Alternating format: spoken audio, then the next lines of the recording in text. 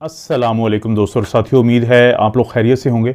इस वीडियो का जो स्टार्टिंग पॉइंट है, एक नुक्ता जिससे मैं आगाज़ करना चाहता हूं, जो थंबनेल से भी आपको अंदाज़ा हुआ है, वो ये है कि अगर आपको घुटनों का मसला है, घुटनों के दर्द का मसला है, नी का ओस्टियोआर्थराइटिस है, तो क्या आप सर्जरी से बच सकते हैं और क्या वो तरीके हैं कि जिससे आप सर्जरी से बच सकते हैं। वो मैं सबसे पहले आपको दो ऐसे फैक्टर बताता हूँ जिसके बारे में आप अगर थोड़ा सा भी सोचेंगे तो आपकी ज़िंदगी बहुत आसान हो जाएगी, या आपके किसी ऐसे प्यारे की ज़िंदगी आसान हो जाएगी जिसको नी ओस्टियोआर्थराइटिस या घुटनों में दर्द की बीमारी है, ये मसला है।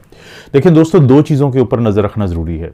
एक तो ये होता है कि ये जो जोड़ होते हैं, जिसको हम नी जॉइंट कहते हैं, ये घुटने का जो जोड़ होता है, तो ये वेट बेयरिंग जॉइंट है, यानी ये वो जोड़ हैं कि जिनके ऊपर वज़न पड़ता है और उसी वजह से ही ये मसला जन्म लेता है, जिसका मैं थोड़ा सा आगे तफसील में जिक्र कर दूंगा। तो हमने दो फैक्टर्स को जहन में रखना है कि आपके वज़न का या इन जोड़ों का जो मसला बना हुआ है उसका ताल्लुक दो फैक्टर से है।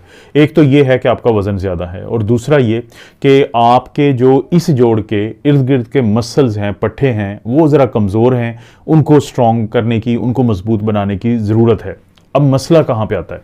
मसला यहाँ पे आता है कि जब हम किसी मरीज़ से बात करते हैं कि आपका क्योंकि वज़न जो है वो ज़्यादा है, तो आपको वज़न कम करने की ज़रूरत है, तो पहली चीज़ ये कही जाती है कि हमारे तो जोड़ों में दर्द है, तो हम कैसे कोई एक्सरसाइज कर सकते हैं। ये बिल्कुल ठीक बात है। और दूसरा फिर ये कहा जाता है कि खुराक के बारे में जो है वो आप मरीज़ से बात कर सकते हैं, क्योंकि देखें, आप जो है, आपका जो वज़न है वो दो उसमें फैक्टर्स हैं कि आप कितना खाते हैं और कितना इस्तेमाल में लाते हैं। इसकी वजह से आपका वज़न कम या ज़्यादा होता है। अभी हम मान लेते हैं एक कुछ देर के लिए कि आप वर्जिश नहीं कर सकते क्योंकि आपके जोड़ों में बहुत दर्द है, तो आपके लिए वर्जिश करना अभी फ़िलहाल मुमकिन नहीं है क्योंकि दर्द ज़्यादा है और फिर वर्जिश करेंगे तो मसला है। तो फिर जो दूसरा फैक्टर है कि क्या आप खा रहे हैं, कितना आप खा रहे हैं, तो क्या उसके ऊपर कुछ काम कर सकते हैं कि जिसकी वजह से आपका वज़न कम हो। और जहन में रखें, आपको हैरानी होगी ये जान के कि अगर आपका 1 किलो वज़न ज़्यादा है जितना आपका होना चाहिए था, तो वो आपके इन जोड़ों के ऊपर 4 किलो वज़न के बराबर दबाव डालता है। मिसाल के तौर पे किसी शख्स का वज़न अगर 5 किलो ज़्यादा है उसके नॉर्मल वज़न से, तो आप इसको 4 से ज़रब दें, मल्टीप्लाई करें, तो उसके जो घुटनों के ऊपर दबाव पड़ रहा है वो 20 किलो का पड़ रहा है। इससे आप अंदाज़ा लगाएं कि वज़न को कम करने की कितनी ज़्यादा अहमियत है। अब जब खाने की हम बात करें, एक रोटी जो है उसमें 70 से लेकर 100 कैलोरीज होती हैं। इस एक रोटी की कैलोरीज को बर्न करने के लिए, जलाने के लिए, आपको या तो 10 मिनट की जॉगिंग करनी चाहिए, यानी दौड़ना चाहिए, या फिर 20 मिनट की वॉक करनी चाहिए, जो कि आप नहीं कर सकते। लेकिन कितनी कमाल की बात है कि उस एक रोटी को कम करके आप 70 से 100 कैलोरीज जो है उनको अपने जिस्म से वैसे ही निकाल देंगे।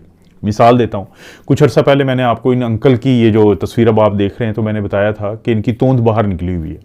लेकिन अब इस तस्वीर के साथ कंपेयर करें, इसका मुकाबला करें कि इन अंकल ने अपनी डेली की रूटीन में सिर्फ 2 रोटियां कम की हैं, और उससे आपको वाज़ेह तौर पे फ़र्क नज़र आ रहा है कि इनकी जो तोंद है वो पीछे चली गई है। तो इसका मतलब हुआ कि जो आप खाना खाते हैं, अगर आप उसमें से कुछ कम कर देंगे तो जो कैलोरीज आप ज़्यादा नहीं लेंगे उनसे यकीनन आपका जो वज़न है वो कम हो जाएगा। अब दूसरे पॉइंट पे आते हैं कि अगर दवाइयों के साथ, जिसका आगे मैं थोड़ा सा जिक्र करूंगा, और वज़न अगर कम होते होते आपका थोड़ा सा दबाव कम हो गया घुटने के ऊपर, तो फिर एक्सरसाइज का, बहुत सारे लोग ये सवाल पूछते हैं कि एक्सरसाइज नुकसानदेह होती हैं जोड़ों के दर्द के लिए या फ़ायदेमंद? हर सूरत फ़ायदेमंद होती है। फ़र्क क्या होता है कि जहन में रखना है कि ना तो बहुत हैवी एक्सरसाइज करनी है और ना ही बिल्कुल लाइट सी हल्की सी एक्सरसाइज करनी है। और ये जो आप वॉक करते हैं, ये आपकी उस एक्सरसाइज में नहीं आती कि जिससे आपके मसल स्ट्रांग होते हैं। ये बात भी जहन में रखें।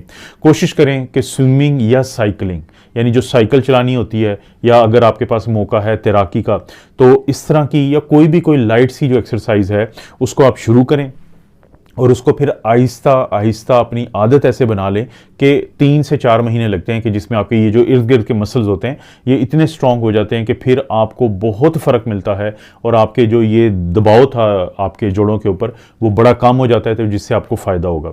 यानी आप ये नहीं कर सकते कि 1 या 2 हफ्ते के बाद आप कहेंगे कि आपको क्यों नहीं कमी हुई। ये कम अज़ कम आपको 3 से 4 महीने लगते हैं। और ये जो वर्जिशें होती हैं जो मैंने बताया है कि स्विमिंग है, साइकिलिंग है, या अपने किसी जिम में जाके लाइट सी एक्सरसाइज एक्सरसाइज स्टार्ट करना है, तो ये आपकी आदत बन जानी चाहिए। और जब एक दफ़ा आदत बन जाएगी तो आप इसको बहुत ज़्यादा इंजॉय भी करना शुरू कर देते हैं। तो एक तो ये है कि आपने अपने मसल्स को स्ट्रॉन्ग किया, और इस दौरान, इस पूरे अमल के दौरान आपने अपने वो जोड़, यानी अगर राइट या लेफ्ट, दायां या बायां, जिसके ऊपर भी ज़्यादा दबाव पड़ता है, तो उसके लिए या वॉकर इस्तेमाल करें या स्टिक इस्तेमाल करें, ताकि चलते हुए इसके ऊपर कम से कम दबाव पड़े। क्योंकि ये दबाव ही है, ये वज़न ही है जिसकी वजह से आहिस्ता आहिस्ता आपका ये मसला बना था। इसको हम कहते हैं नी ओस्टियो आर्थराइटिस। ओस्टियो कहते हैं बोन को, आर्थरोस कहते हैं जोड़ को, और आइटस कहते हैं सोजिश को। यानी ये जो आप देखें, ये ऊपर वाली जो थाए की हड्डी होती है, तो इसको हम कहते हैं फीमर। फीमर ये बोन है। और ये जो नीचे वाली हड्डी होती है, टांग की हड्डी, इसको हम, ये बड़े वाली होती है, इसको हम टिबिया कहते हैं। जहाँ पे ये दोनों आपस में मिलती हैं, तो ये रगड़ ना खाएं, तो इसलिए इनके दरमियान एक तकिया होता है, एक कुशन होता है, इसको हम कहते हैं कार्टिलेज।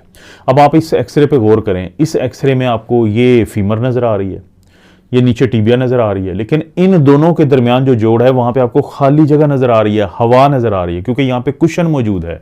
वो जो कुशन होता है वो क्योंकि हड्डी नहीं होती, वो कार्टिलेज होता है, तो वो आपको इसमें एक्सरे में नज़र नहीं आ रहा, लेकिन उसकी जगह आपको खाली जगह नज़र आ रही है। लेकिन अब आप इस एक्सरे पे गौर करें, इस एक्सरे पे आप देखते हैं कि फीमर भी वही मौजूद है, टिबिया भी वही मौजूद है, लेकिन वो जो जगह थी वो ख़त्म हो गई, और ये दोनों जो हड्डियाँ एक दूसरे के करीब करीब आ गई हैं। क्यों? क्योंकि वो कुशन, वो कार्टिलेज जो होता है, वो टूट फूट की वजह से वो ख़त्म हो गया। अब जब आप चलेंगे तो ये हड्डियाँ एक दूसरे पे रगड़ खाएंगी, उसके नतीजे में इन्फ्लेमेशन या सोजिश पैदा होगी। तो इस पूरे अमल को हम क्या कहते हैं? Osteo arthritis. और जोड़ क्योंकि नी का है तो इसको कहते हैं नी ओस्टियो आर्थराइटिस। तो आमतौर पे तो क्या होता है कि जब आप डॉक्टर के पास जाते हैं तो डॉक्टर आपकी हिस्ट्री लेते हैं, वज़न वगैरह देखेंगे, आपको मुकम्मल तौर पे आपका मुआयना करते हैं, तो इसी से ही वो तशख़ीस के करीब पहुंच जाते हैं। ज़्यादा से ज़्यादा वो आपका एक्सरे करवाएंगे तो उनको काफ़ी हद तक अंदाज़ा हो जाता है कि आपको नी ओस्टियोआर्थराइटिस है। और बाज़ का तो बाकी बीमारियों को रूल आउट करने के लिए, देखने के लिए कि कहीं वो तो नहीं है, तो कुछ ब्लड के टेस्ट CBC वगैरह हम करवाते हैं, ESR करवाते हैं, यूरिक एसिड करवा लिया जाता है, इस तरह की चीज़ें। और साथ अगर बहुत ही ज़्यादा हमें शक पड़े कि नहीं ये नी को क्योंकि कोई चोट लगी थी, तो या तो पट्ठों का कोई मसला है, या फिर ये जो टेंडन होते हैं, ज़ाहिर है लिगामेंट्स टेंडन है, अब आपको तफसील में क्या बताऊँ, तो वो कहीं टूटे हुए हैं, तो उसके लिए फिर हम MRI, मैग्नेटिक रेजोनेंस इमेजिंग करवाते हैं टेस्ट। तो उससे हमें ना सिर्फ हड्डी प्रॉपर नज़र आती है, कार्टिलेज है तो वो भी नज़र आता है, बाकी मसल्स, पट्ठे नज़र आते हैं, लिगामेंट और टेंडन नज़र आते हैं। तो ये इस तरीके से डॉक्टर जो है आपकी तशख़ीस कर लेते हैं। अब बहुत सारे लोग हैं जो सर्जरी से बचने के लिए बाकी काम जो किए जा सकते हैं, उसमें तो ज़ाहिर है डॉक्टर आपको दवाइयाँ देते हैं दर्द की। वो दो किस्म की होती हैं, एक एनाल्जेसिक्स होती हैं जैसे पैरासीटामोल वगैरह, और कुछ क्रीमें लगाने वाली। आमतौर पे ये जो पैरासीटामोल नामी दवाई या जो क्रीमें होती है वो काफ़ी लंबे अरसे तक भी इस्तेमाल करें तो उसका नुकसान नहीं होता। लेकिन जो दूसरी किस्म की दवाई होती है जिसको हम non steroidal anti inflammatory drugs या NSAIDs कहते हैं, तो वो सोजिश को कम करती हैं, लेकिन क्योंकि उनका इस्तेमाल ज़्यादा देर तक आपके गुर्दों को ख़राब कर सकता है, जिगर को ख़राब कर सकता है, आपके मैदे के अल्सर बना सकता है, या उसमें तब कर सकता है, दमा और सांस की बीमारी वाले लोग तो उसको नहीं ले सकते। तो इसलिए ये वक्ती तौर पे दी जाती है ताकि मज़ीद काम किया जा सके। तो ये जो दवाइयाँ हैं, उसके अलावा फिर बहुत सारे लोग पूछते हैं कि अगर वो सप्लीमेंट लें, सप्लीमेंट हैं, ग्लूकोजामीन है, कॉन्ड्राइटिन है, आमतौर पे इनके बहुत ज़्यादा फ़ायदे नहीं हैं, लोग दे देते हैं डॉक्टर्स, लेकिन बहुत ज़्यादा इसके फ़ायदे नहीं नज़र आते। इसी तरह से जो कैल्शियम है, विटामिन D है, अगर तो आपको कमी है या आपको हड्डियों के भुरभुरेपन की बीमारी है जिसको हम ऑस्टियोपोरोसिस कहते हैं, फिर तो उसका फ़ायदा है, वरना उनके भी बहुत ज़्यादा फ़ायदा वैसे नहीं होता। सबसे आखिर में मैं बात करूँगा कि जो टीके लगाए जाते हैं जो जोड़ के ऊपर, ये जो नी जॉइंट है, तो इसके ऊपर स्टीरॉयड का टीका जैसे बहुत सारी दफ़ा लोग पूछते हैं। फिर इसी तरह से एक और इंजेक्शन होता है जिसको हाइलुरोनिक एसिड कहते हैं, और फिर इसी तरह से एक और टीका होता है जिसको PRP, प्लेटलेट रिच प्लाज्मा कहते हैं, उसका टीका होता है। और सबसे आखिर में एक और इंजेक्शन थेरेपी होती है जो लेटेस्ट है और वो बड़ी अच्छी है, उसको हम कहते हैं रेडियो फ्रीक्वेंसी ट्रीटमेंट। अब इसमें जो स्टीरॉयड, इनमें से कोई भी टीका है, पहले तो कोशिश करें, जब आप बात गौर से सुने कि अगर आपको ये मसला है या आपके घर में किसी को मसला है, तो जब आप कोई टीका लगवाएं तो अल्ट्रासाउंड की मदद से लगवाया करें, क्योंकि जो अल्ट्रासाउंड के बगैर वैसे ही लोग लगाते हैं जी हमारा बहुत तजर्बा है तो उसमें नुकसान होने का डर होता है, तो उनसे दरख्वास्त करें कि सर अल्ट्रासाउंड गाइडेड आप लगा दें या किसी और से आप लगवाएं जो अल्ट्रासाउंड की मदद से सही जगह पे इंजेक्शन को लगाए, ना कि इधर उधर कहीं लग जाए। स्टीरॉयड का टीका वक्ती तौर पे बहुत अच्छी चीज़ है कि अगर बहुत ज़्यादा किसी को सोजिश हुई हुई है तो उसको फ़ायदा हो जाएगा और 3-4 महीने इसका असर रहता है, इसको भी अल्ट्रासाउंड की मदद से लगवाएं। लेकिन बहुत ज़्यादा लंबे अरसे के लिए लगवाएंगे तो स्टीरॉयड की फिर आगे मसले होते हैं, किसी को ब्लड प्रेशर ज़्यादा हो जाता है, किसी की हड्डियाँ मज़ीद ख़राब होती हैं, किसी को शुगर की कंट्रोल ख़त्म हो जाता है, इम्यूनिटी का मसला बनता है। तो स्टीरॉयड वक्ती तौर पर ठीक होता है लेकिन बहुत लंबे अरसे के लिए इस्तेमाल करना ठीक नहीं होता। हाइलुरोनिक एसिड की मैंने बात की थी, ये भी एक टीका लगाते हैं, इसके नुकसान भी नहीं है और बहुत ज़्यादा इसके कोई फ़ायदे भी नहीं है, लोग लगवा लेते हैं लेकिन इसका कोई बहुत ज़्यादा फ़ायदा नहीं है।